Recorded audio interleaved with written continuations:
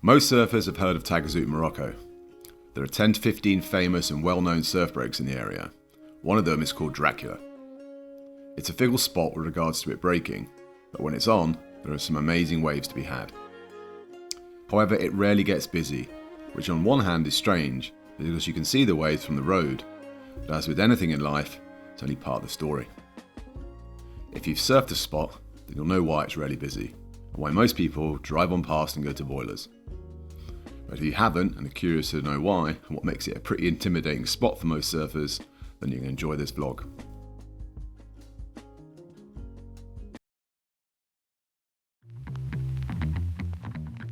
I'm James Davis, and I've been a skydiver for over 20 years, jumping and competing all around the world. In the last 18 months, I've been surfing at the wave pool in Bristol to see if wave pools can do for surfing what wind tunnels did for skydiving. I wanted to see what would happen if an average surfer trained at the wave pool for a year, if they could learn to get barreled, sharing all the mistakes, learning points and experiences along the way. Dracula's is a well-known break.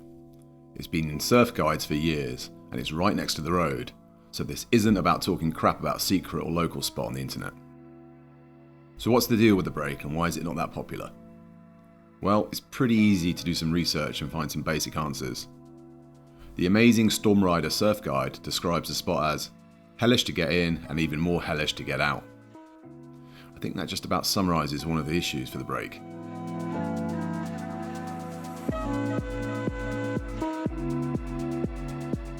Oh, and the fact that it needs the right conditions to work, that the roaming sets are pretty intimidating, and when it's firing, there have even been some well-respected pros who have refused to get in because they've had issues at the spot in the past. There is clearly something magical about the place, but it's also a spot that you have to think about before surfing. Having spent a fair bit of time in Morocco over the last few years, and on a smaller day, I got taken out.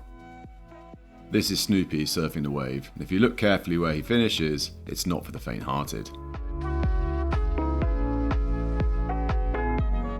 One of the things I struggled with to start with was that the peaks would pop up early, they'd feather, and they'd give the impression that you were totally deep and surrounded.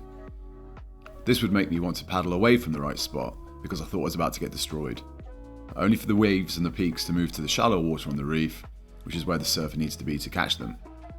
Quite the mind games to play with. It probably took about 5 to 10 waves of moving gradually more forward into the right position before I actually caught this one. You may not think this footage is that impressive, but it's taken me a couple of years to get to this point. The claim is pretty embarrassing, but this was just a rush of elation of finally getting the balls to catch a wave at the spot. This then resulted in me in screwing up the top turn and falling off the back of it. 0 to 0 in just a few seconds. Now some surfers may disagree, but this spot is intimidating. It also shows the difference between training at a wave pool and working on turns to actually getting your skills and experience up in the ocean, where there's totally different challenges to overcome. Anyways, the point of this vlog is to share the good, the bad and the ugly. And this time it's about sharing a mini achievement at a wave I've been wanting to surf for a long time.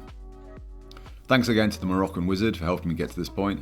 And don't forget that between the 26th to 28th of May, he's going to be at the wave in the UK. So come and get involved if you're around. Info in the details section below.